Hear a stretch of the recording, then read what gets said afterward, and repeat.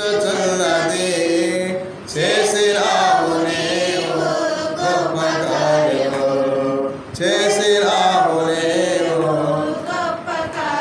Praise Lord praise lord అందరూ praise Lord praise lord అందరూ ఇల్లు గుర్తొచ్చేస్తారు ప్రైజ్ లార్డ్ ప్రైజ్ లార్డ్ మన ఇల్లే మన వాకిలే మన ఇల్లు అంతా సాయంత్రం వెళ్ళవచ్చు గుడిలోకి రావటం అంటే ఆయన ఇంట్లోకి వచ్చాం ఏ ఇంట్లోకి దేవుని ఇంట్లోకి వచ్చారు ప్రైజ్ లార్డ్ మొదటి కొరింథీ పత్రిక 3వ అధ్యాయంకి వెళ్ళినట్టయితే 16వ వచనం అంటున్నాడు పరిశుద్ధ పౌలు కొరింథీయులకు రాసిన మొదటి పత్రిక 3వ అధ్యాయము 16వ వచనం నుండి మీరు దేవుని ఆలయమనియు దేవుని ఆత్మకు నివాసమనియు నీకు తెలియదా ఎవడైనాను దేవుని ఆలయమును ధ్వంసం చేసినచో దేవుడు వారిని చూసారా దేవుని ఆలయం పాడు చేయకూడదు. ఇక్కడ అంటున్నాడు దేవుని వారికి మీరు దేవుని సంఘం అనే దేవునికి ఆలయం తెలియదు. అది ఇక్కడ చాలామంది ఉన్నారు గుడిలో. వీళ్ళందరూ ఏమై ఉన్నారు? దేవుని ఆలయం. Praise Lord. చిన్నపిల్లలు ఉన్నారు, యవనస్తులు ఉన్నారు, పురుషులు స్త్రీలు ఉద్యోగంతో ఉన్నారు. వీళ్ళందరూ ఏమంటున్నారు? మీరు దేవునికి ఆలయం అని మీకు తెలియదా? Praise Lord. కాబట్టి దేవుని ఆలయం అంటే వీళ్ళందరూ కలిపి దేవుని ఆలయం.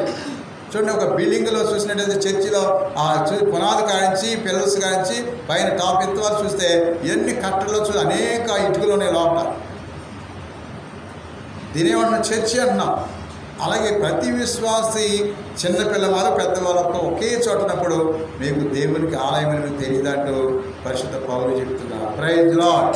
అందుకే దేవుని ఆలయంలో దేవునితో జీవిస్తే దేవునిలో ఉంటే ఏమవుతుంది? ఎంతమందికి దేవుని ఆలయం? చూడు, యెషయా గ్రంథం 56వ అధ్యాయంలో మనకి 7వ వచనం. యెషయా గ్రంథం చదవరా? 56వ అధ్యాయం 7వ వచనం.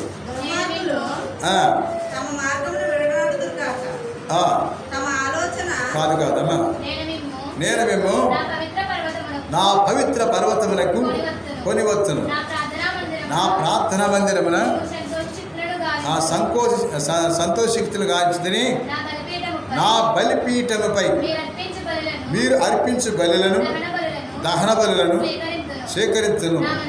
నా మందిరము సకల జాతి జనులకు అది ప్రార్థనా మందిరమని పిలవబడను. Praise Lord. కాబట్టి సకల అందరికి కూడా అంటారు. ఇక్కడ మీరు గుళ్ళో వింటున్నారు వాక్యం, బయట కూడా వినపడుతుంది వాక్యం. అవునా కదా? వింటున్నారా లేదా? వింటున్నారు? చెప్పండి, వింటున్నారా? మీరు వినకపోవచ్చు, కులిపాట్లు పాడవచ్చు, నిద్రపోవచ్చు, లేదా ఎలగబడిపోవచ్చు. కానీ బయటిని వాళ్ళు ఇంకా చైతన్యంగా వింటారు. Praise Lord. గుళ్ళో ఉన్న వాళ్ళకి ఏంటంటే అన్ని ఫెసిలిటీస్ ఉంటాయి, ఫ్యాన్లు ఏం తిరిగితే కాబట్టి చల్లగా నిద్ర పడుతుంది. బయట మాత్రం ఇంకేం చెప్తారు, ఇంకేం వినాలంటూ ఆశతో ఎదురు చూస్తారు. అందుకని సకల మానవ ప్రజలకి ఇన్ అవుట్. ఇన్ అంటే లోపల, అవుట్ అంటే బయట. కాబట్టి ఇన్ అవుట్ కూడా దేవుని వాక్యాన్ని వింటూనే ఉన్నారు. Praise Lord. ఆ వాక్యం వినే వాళ్ళకి దేవుడిచ్చేటండి. అంత సకల ప్రజలందరికీ కూడా దేవుడే. మత్తయి సువార్త 11వ అధ్యాయంలో మనం చూస్తున్నాం. 28వ వచనం నుండి 11:25 నుండి మత్తయి సువార్త. భారముచి అలసి సొలసి ఉన్న సమస్త జనులారా నా యొద్దకు రండి, మీకు విశ్రాంతి నొసగుదును. నా కాడిని మీరు ఎత్తుకొనని సాధుశీలుననియు వినమ్ర హృదయుననియు మీరు నా నుండి నేర్చుకొనండి. Praise lord. అది ఆయన దగ్గర నేర్చుకోవాలంటారు. నేర్చుకునేవాడుగా ఉంటే అనేకమంది నేర్చుకుంటారు. నేర్చుకునే ఆసక్తి లేదనుకో వాడికి ఏమి కూడా నేర్చుకోలేరు. అందుకే ప్రభు అందరూ సకల మానవాడిని ప్రభు పిలుస్తున్నారు. ఉత్థాన క్రీస్తు ఈ 40 రోజులు కూడా భూలోక సంచారం చేసి ఆయన ప్రసన్నతను, ఆయన కాంతి పుంజమని, ఆయన ఉత్థాన శక్తిని అందరికీ దయచేశారు. అందుకే వాడు ఆ విధంగా దయచేయటం వల్ల వాడు దేవుని పొందారు. Praise Lord. దేవుని సన్నిధికి రావటం, వాక్యం వినటం వల్ల ఏం పొందుతున్నావు? ఆయన మాట వినటం వల్ల ఏం పొందుతున్నావు? దీవెన పొందుతున్నావు. చూడండి, ఆదికాండ 12వ అధ్యాయంలో మరి దేవుని వాక్యం విన్నటువంటి అబ్రహామును మనం గుర్తు చేసుకుంటున్నాం. ఆయన విన్నాడు కాబట్టి దేవుని యొక్క వాక్యంలో మనం వాక్యం 12:1 నుండి దేవుడు అబ్రహాముతో ఇట్లు చెప్పాను, ఈ దేశమును ఈ చుట్టుపక్కలను మీ పుట్టింటిని వదిలి నేను చూపి దేశంలోకి వెళ్ళము, నేను నిన్ను ఒక మహాజాతిగా తీర్చిదిద్దాను, నిన్ను ఆశ్రయించు అని నీ పేరు అది. కాబట్టి తన ఇల్లు వాకలు విడిచిపెట్టి దేవుడు చెప్పిన నడుచుకుంటే అంటే ఆయన గొప్ప మహాజాతిగా గొప్పవాడిగా దీవెన పొందాడు. తనే కాదు, అబ్రహామే కాదు, తన కుమారుడు ఇస్సాకు కూడా అలాగే దీవెన పొందాడు. మనం చూసినట్టయితే ఆది కాండములో దేవుని యొక్క వాక్యములో మనం చూస్తున్నాం. మరి బలమైనటువంటి మాటలు 24, 12, 13 వచనాలు. పల్లవి చదువు. ఆది కాండము 28వ అధ్యాయంలో 24, 12, 13 వచనాలు. అక్కడ ఇస్సాకు గురించి రాయబడింది. ఇస్సాకు ఎలా దీవించబడ్డాడు? ఆది కాండములో మనకి 24వ అధ్యాయంలో 12 నుండి అక్కడ ఇస్సాకు గొప్పవాడుగా దీవించబడ్డాడు. 24లో వచనాలు మనసు 26 చూడు, 12, 13 వచనాలు. అక్కడ మనం చూస్తే ఇస్సాకు గొప్పగా దీవించబడ్డాడు. ఆయన పంట వేసి 100కి 100 పాళ్ళుగా విత్తనం వేసి పంటను పొందాడు. ఇస్సాకు అక్కడ పొలమున విత్తనం ఎత్తగా ఆ సంవత్సరం అది చాలు. 100 రెట్లు అంటే అది 100 రెట్లుగా పంట పండే ఇప్పుడు ఎవరు లేరు. అబ్రహాం కుమారు ఇస్సాకు తండ్రిని బట్టి కుమారుడికి ఆశీర్వాదం. అతడు వ్యవసాయం చేసినప్పుడు 100కి 100 పాళ్ళుగా ఫలించిన వ్యక్తి ఎవరంటే ఎవరమ్మా? ఇస్సాకు. గుడిసాం కానీ ఏమి లేపలేదండి. ఆ ఖర్చులు సరిపోలేదు అంటారు, ఆ ఎరువులకి సరిపోదు అంటారు. కానీ ఇస్సాకు అయితే విత్తనం వేశాడు, 100కి 100 పాళ్ళుగా 100 బత్తాలు 100కు వచ్చేసి చెప్పబట్టండి అది. కాబట్టి దేవుళ్ళు నడిచిన వాడు ఎలా దీవించబడతారు, దేవునితో ఉన్నవాడు కూడా అలా దీవించబడతారు.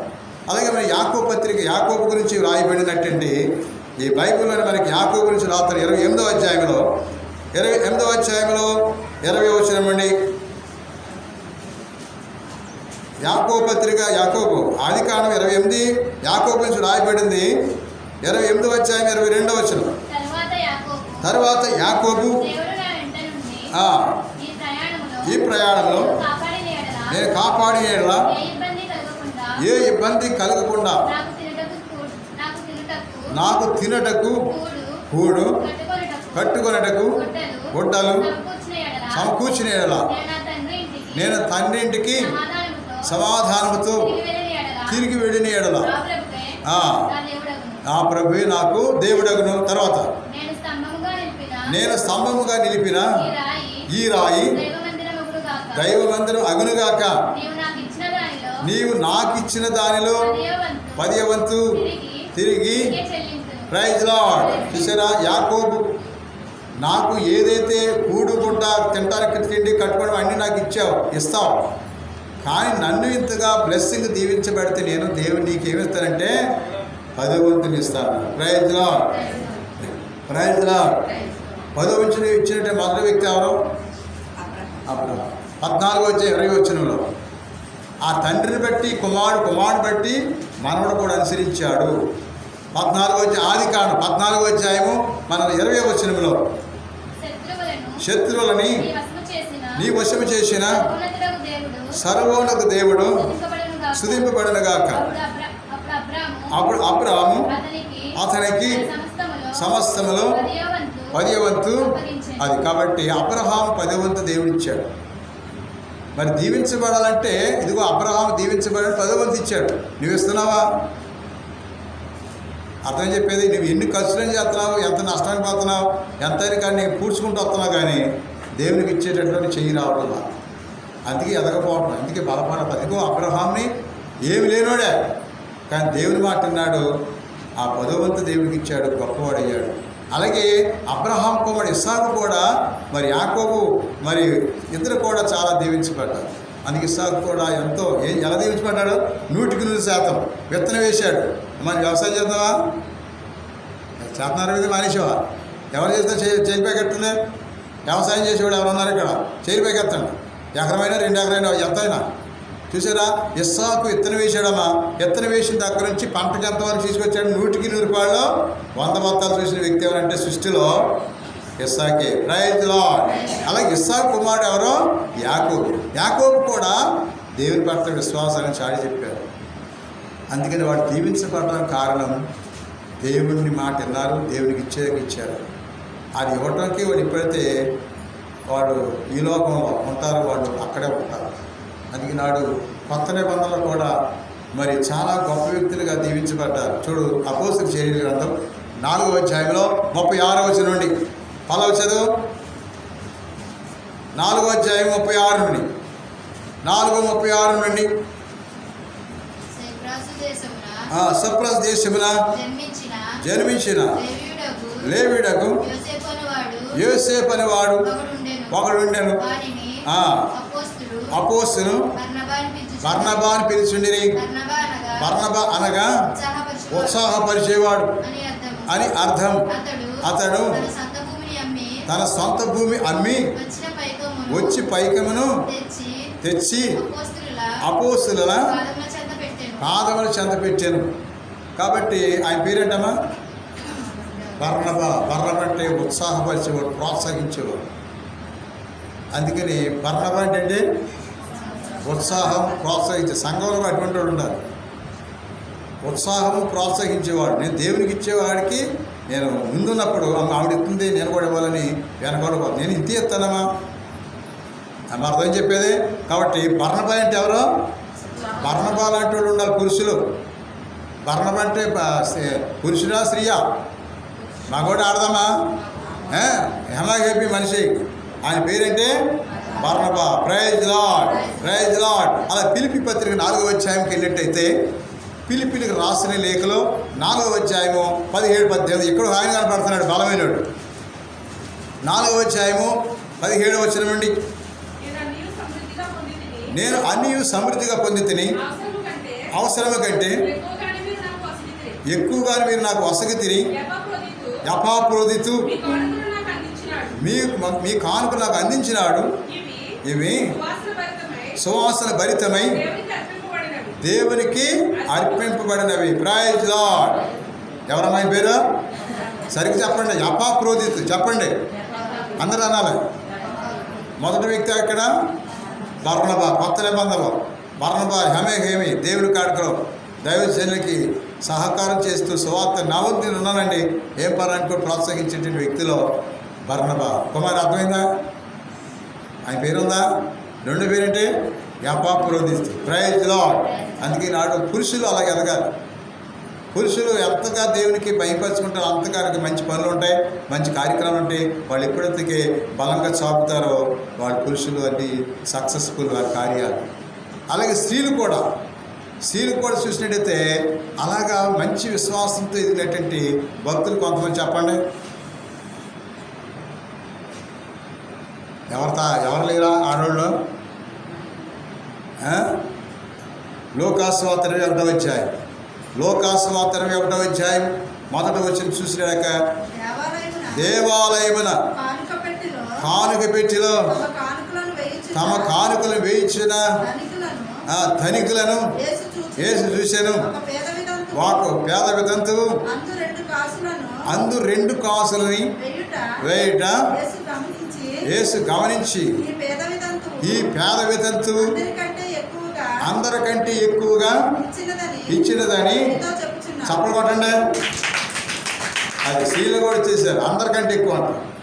ఆవిడెవరో పేద వితంతువు. ఆ ఉన్న 2 కాసులు వేసిందంట. చూసారా? దేవుని కానుక ఇచ్చినప్పుడు ఈ భక్తులను గుర్తు చేసుకుని బ్లెస్సింగ్స్ వస్తాయి. అబ్రహాం ఎలా దీవించబడ్డాడు, ఇస్సాకు, యాకోబు. అలాగే బర్నబా ఇదిగో మరి చూసినైతే మరి యపాప్రోదితు ఇదిగో ఆ పేద వితంతువు కూడా వేసి మహింపరచుకుంది కదా. మరి భక్తులందరూ మన మనసులో తిరగాలి. అప్పుడే నువ్వు భక్తులు పెరుగుతావు, దేవుని విశ్వాసం పెరుగుతావు, దేవుడికి ఇవ్వాల్సినవి కూడా సకాలం ఇస్తాడు. అందుకే వ్యాధులు దూరం ఉంటాయి, మానసిక తెగులు దూరం ఉంటాయి, హ్యాపీగా సంతోషంగా ఉంటారు. అందుకే నాడు ఈ వాక్యము అనే భక్తితో ఉన్నప్పుడు రోగాలు కూడా రావండి, బలహీనతలు కూడా దూరం అయిపోతాయి. ఈ వాక్యం అనే దేవుడు లోపలికి బాగు చేస్తాడంట. చూడు సొలొమోను రాసిన జ్ఞాన గ్రంథం 16వ అధ్యాయం 12. సొలొమోను రాసిన జ్ఞాన గ్రంథం 16వ అధ్యాయంలో మనం చూస్తున్నాం. 16వ అధ్యాయం 12వ వచనంలో మూలికలు కానీ మందుకట్టులు కానీ వారు జబ్బులు నయం చేయలేవు. ప్రభు ఎల్లరి వ్యాధులు నయమి చేయు నీ వాక్యే వారికి ఆరోగ్యం. చప్పలు కొట్టండమ్మా. కాబట్టి ఆయనకు దేవుని బిడ్డలకి ఇటువంటి మంచి కార్యం చేసినప్పుడు వాళ్ళు ఎప్పుడు శరీరం సంతోషం ఉంటారు. సకల సంపద ఆయన కార్యాలు మనం చేయాలంతే. ఆయన చనిపోయి తిరిగి లేచి ఆయన ప్రసన్నత ఇచ్చాడు, ఆయన పరిశుద్ధ రక్తం ఇచ్చాడు, ఆయన జ్ఞానం తెలివి సమస్తం మానవులకు ధారాదత్తం చేశాడు. మరి దేవుడికి ఆ రక్షించబడిన రక్షకుడు క్రీస్తు, మా రక్షించకొచ్చిన క్రీస్తుకి నీవేమిస్తున్నావు. అందుకనే డివైన్ మెర్సీ ఆ ప్రసన్నత అందరికి ఇచ్చాడు. ఆ ప్రసన్నత ద్వారా దేవుడు దీవిస్తున్నాడు, అందరు నడిపిస్తున్నాడు. అదిగో అబ్రహాము, ఇస్సాకు, యాకోబు, అలాగే ఇశ్రాయేలు ప్రజలు వీళ్ళందరూ కూడా ప్రపంచంలో దేవుని భక్తిలో ఉన్న వాడిని దేవుడు ఎప్పుడు విడిచిపెట్టాడు. ఏ కాస్ట్ అయినా, ఏ జాతి అయినప్పుడు కూడా మంచి పని చేసిన వాడు దేవుడు విడిచిపెట్టడని అపోస్తుల చర్యలు చెప్తున్నాడు. మంచోడు చాలామంది ఉన్నారు. 10వ అధ్యాయంలో మనం చూస్తున్న 34 నుండి అదరక్స్ ఉన్నారు చాలామంది.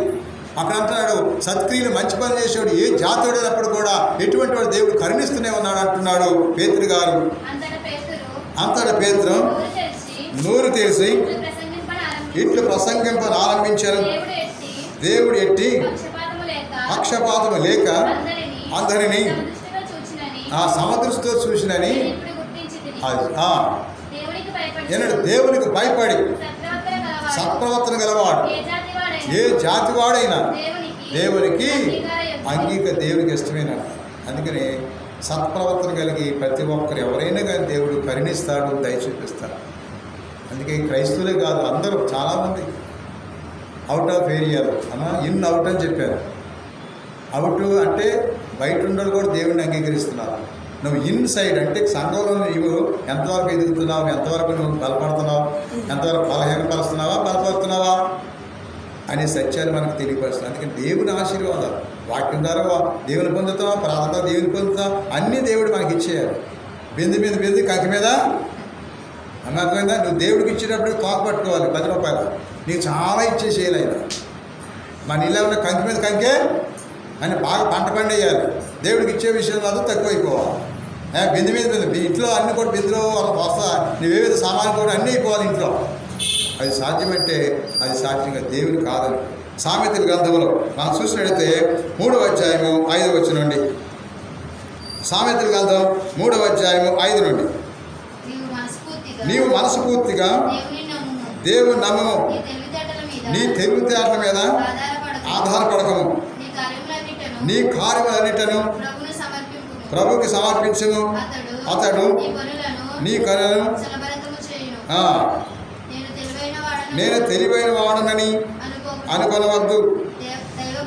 దైవభక్తితో దుష్కార్యముల నుండి వైదొలగము, అది నీ దేహమునకు ఆరోగ్యమని సత్తువని నీకు చేకూర్చును.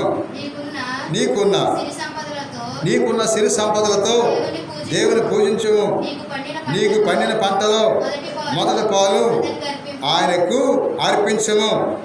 అప్పుడు నీ కొట్లు ధనధాన్యముతో, నీ బాణలు ద్రాక్ష సారముతో. Praise lord. నీ ఎక్కడ అక్కడ ఉంటే ఇంట్లో డబ్బులు 10 రూపాయలు కనపడతా, 20 కనపడతా ఇద్దుకుంటారు చాలామంది.